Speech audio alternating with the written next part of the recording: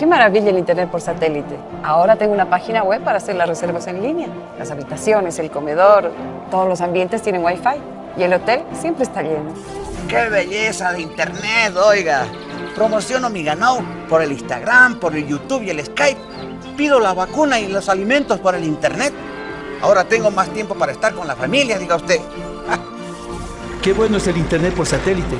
Cada día hablo con mi hijo que estudia en Santa Cruz y con mis comadres y compadres que viven en Potosí y Cobija.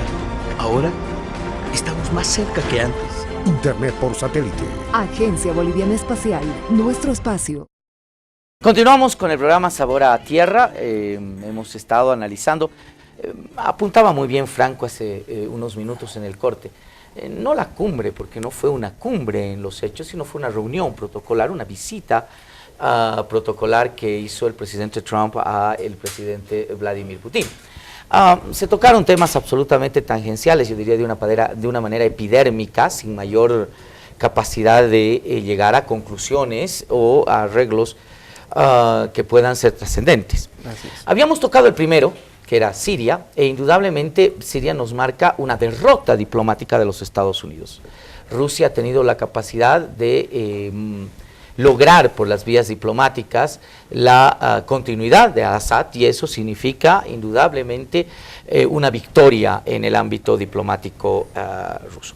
Vamos a ver los siguientes temas que han estado vigentes en esta cumbre. Para ello, les invito a ver la siguiente nota.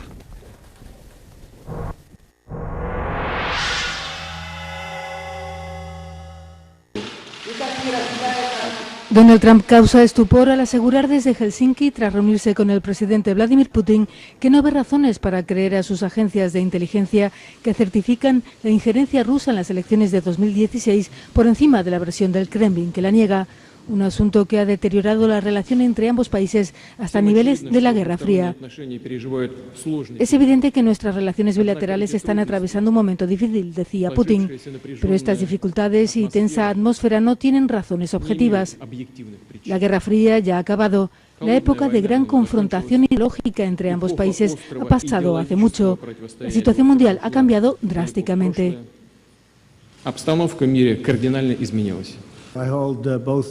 Hago responsables a los dos países, aseguraba por su parte Trump. Creo que Estados Unidos ha sido estúpido.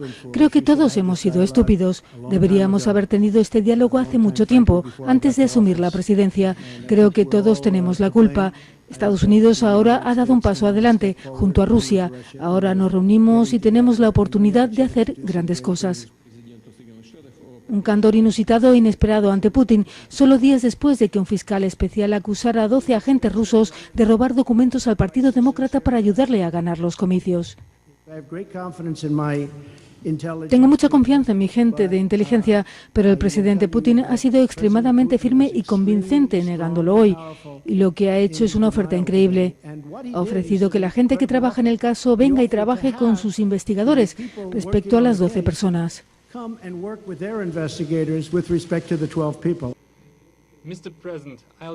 El líder ruso le regaló un balón del Mundial de Fútbol recién finalizado, mientras en su país demócratas y republicanos tachan su actitud de irreflexiva, peligrosa, vergonzosa y débil.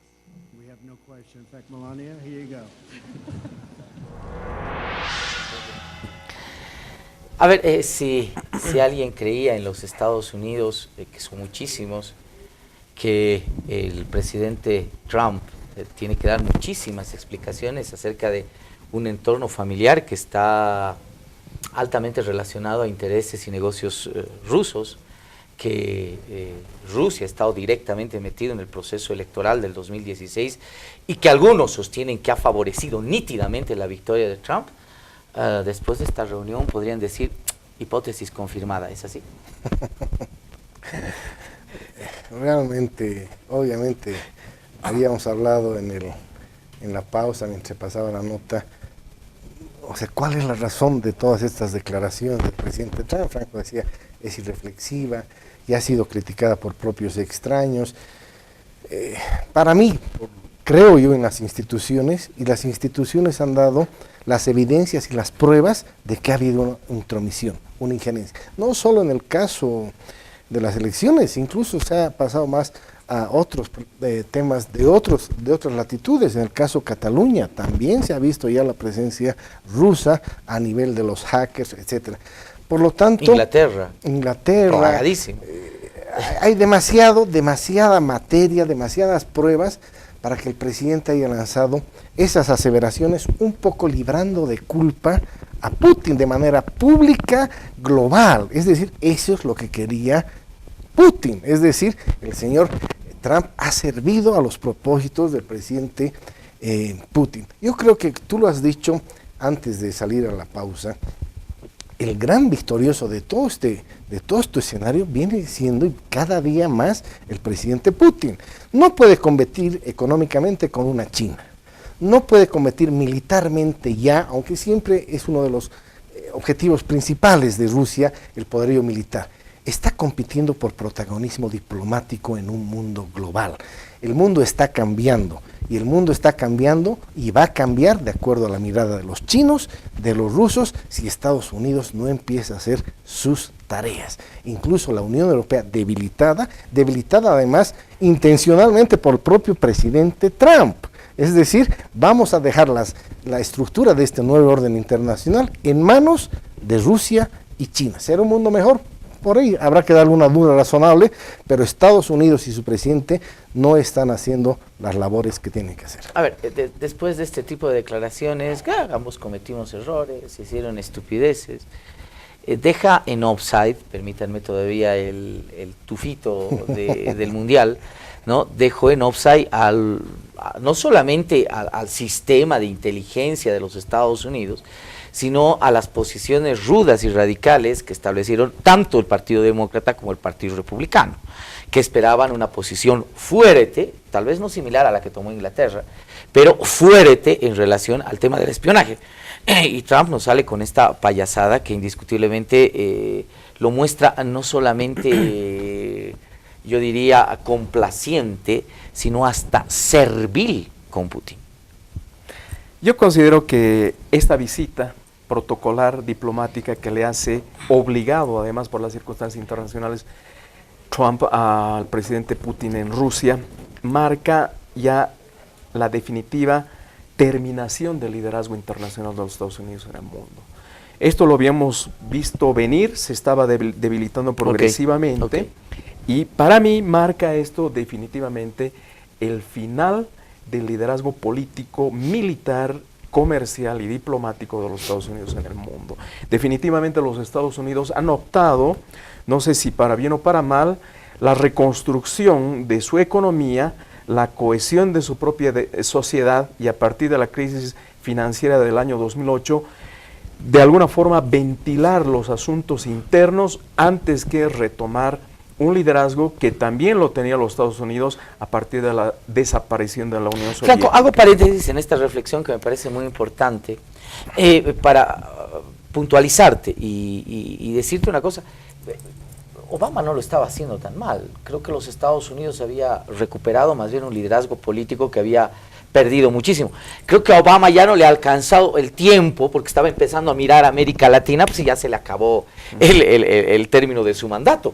Pero había puesto las cosas en orden en Medio Oriente, había puesto las cosas en Asia en orden, es decir, había un liderazgo, una política clara. No es un tema únicamente de Trump, no es que Estados Unidos puede recuperar o sigue teniendo ese liderazgo, lo que pasa es que tiene un servil amante de Rusia como presidente, nada más. No, porque yo creo que sí, Obama intentó poner en orden, pero tampoco pudo. Pero, digámoslo directamente, Obama tuvo una prioridad con los grandes bancos inversores de Estados Unidos, los salvó de la quiebra, y su prioridad fue esa. Obama en el fondo fue servil a los grandes bancos inversores en los Estados Unidos para que no se destruya su economía. Y el reverso de la medalla lamentable es la elección de Trump, y Trump, como tú indicas, es servil a las nuevas condiciones internacionales frente a las que perdió total liderazgo y escenario. Definitivamente los Estados Unidos no pueden competir con el sudeste asiático, con China, no pueden competir con Rusia en el contexto muy lamentable de la economía del gas que involucra el conflicto con Siria, y los Estados Unidos, ni qué decir, no pueden actuar como en el pasado lo hacían en Centroamérica y Sudamérica en el contexto latinoamericano. Entonces, ¿qué les queda? Refugiarse, enconcharse dentro de su propio escenario, que es el proteccionismo, el regreso del nacionalismo que les está generando problemas, el conflicto con México, etcétera, la actitud racista, deshumanizada y totalmente execrable de Trump con los niños, etcétera, pero bueno, que todo sea en función de la recuperación económica, pero aún así este contexto global está marcando el fin del liderazgo estadounidense en el mundo. A ver, Álvaro, pensando en una lógica criolla de la política latinoamericana, por supuesto, siempre mal pensada, diríamos que una declaración de semejante tamaño del presidente Trump en este encuentro que tuvo con el presidente Vladimir Putin responde a que probablemente el espionaje ruso tiene información de Trump que podría ser lapidaria para el presidente de los Estados Unidos. Se ha hablado mucho de estas informaciones, que en su calidad de empresario él ha visitado varias veces Rusia, y en ese contexto sabemos también por algunas filtraciones que ha habido en la campaña que Trump en sus relaciones con las mujeres no ha sido el más cauteloso, se lo acusa de acosador, etcétera, ha habido las pruebas desde años atrás. Por lo tanto, creo que en esa, ¿qué voy a decir?, debilidad del hombre Trump, hay mucha información que podría ser lapidaria en una sociedad americana que sabemos esas cosas calan muy fuerte. Es una lectura hipócrita también de la sociedad americana, pero vamos a decir que en cuanto a políticos ha sido muy dura cuando han salido estas informaciones. Yo, mi percepción, y lo he dicho un poco al principio del programa, veo un Trump muy inquieto, muy incómodo al lado de Putin. No sé si es la incomodidad de estar frente a alguien que te ha ganado ya la moral, que está ganando tus espacios. O alguien que sabe mucho de ti. Claro, y que tú estás diciendo cosas de libreto, claro, que las tienes que decir porque te están obligando más o menos a decirlas, porque esa ruptura con la institucionalidad americana es terrible. Hombre, a ver, solo para ponerlo clarísimo y cerrar este tema de que fue el central en el encuentro Putin-Trump, ¿no?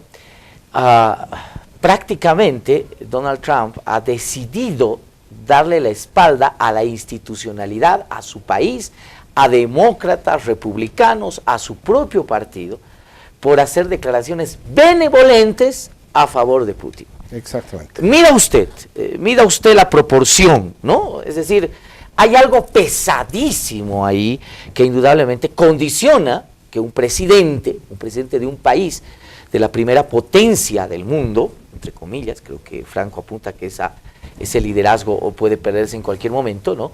Tenga que hacer declaraciones a favor de un presidente en contra de su país, enterito además. Hoy día Estados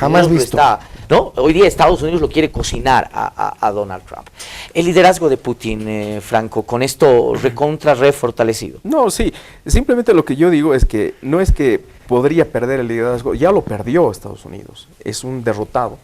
Hoy día ha bajado, ha descendido enormemente en el contexto internacional la capacidad militar, política y diplomática, así como económica, que en el pasado era sin duda fundamental de los Estados Unidos. Ahora, analizando el liderazgo, la capacidad y digamos la proyección de Vladimir Putin, sin duda es uno de los líderes pero imprescindibles en el contexto global. Imprescindible en el Medio Oriente, imprescindible en Eurasia, imprescindible sin duda en todo lo que significa las posibilidades de renovación energética y de la economía del gas en el contexto que hemos analizado, Irán-Siria.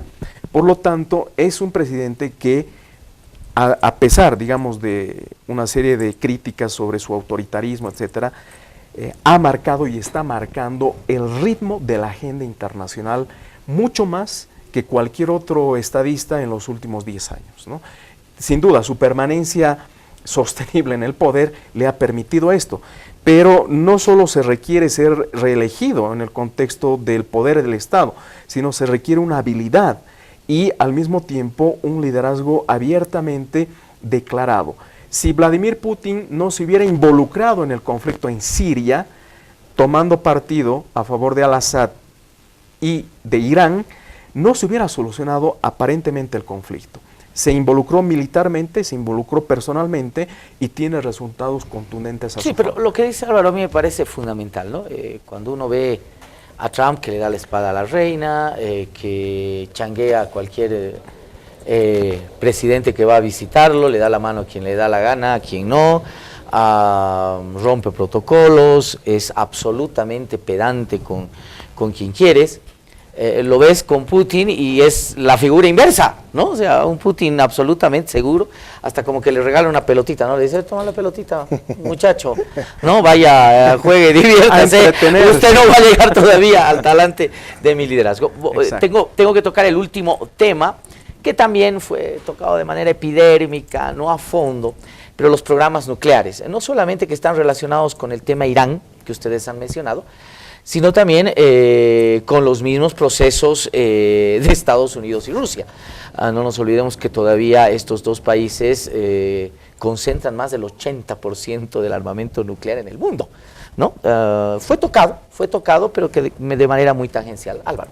Sí, permíteme, Marcelo, simplemente en un cruce que ustedes han tenido sobre Putin y Trump, es decir, tú decías, Obama estaba en otra línea, estaba en otra mirada, un poco Franco criticaba a Obama que él ha dependido de estas transnacionales, multinacionales.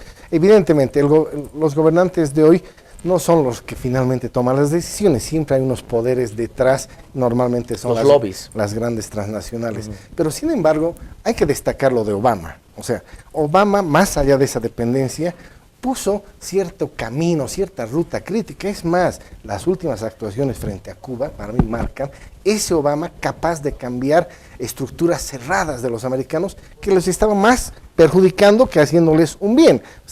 Darte cuenta de romper una política de más de 50 años tiene su valía. Yo simplemente quería destacar eso del presidente Obama porque se lo merece, ¿verdad? En cuanto a las armas, a ver, el derecho internacional después de la Segunda Guerra Mundial ha manejado 4 líneas para tratar la guerra. Primero, el uso de la fuerza, la guerra, que en derecho internacional supuestamente ya está proscrita para solucionar controversias. El segundo elemento, reducir los medios para hacer la guerra, que es el desarme, el famoso desarme. En ese contexto se han hecho muchos esfuerzos, pero muy relativos. ¿Dónde se han conseguido mayores esfuerzos como fuerza multilateral? Justamente en la reacción de armas nucleares, químicas, bacteriológicas, etcétera. Ese tema es el hoy que está en la agenda de estas dos grandes potencias porque se acusan mutuamente de que están incumpliendo el tratado de no proliferación de armas nucleares. Obviamente es un tratado que beneficia solo a algunas potencias. China es el gran ausente también de ese desarrollo potencial que tienen las grandes potencias. No se ha avanzado mucho, como tú bien lo decías, Marcelo, no se ha avanzado mucho en cuanto a firmar algo, acuerdos, y esto va a ser resuelto obviamente cuando de alguna manera se normalicen las relaciones ruso-americanas.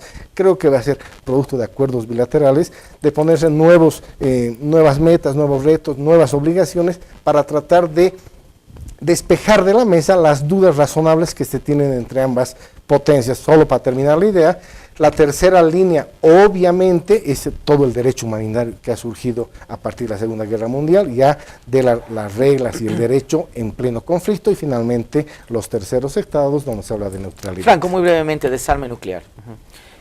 Eso es una agenda no solo para las grandes potencias, sino para la humanidad en su conjunto.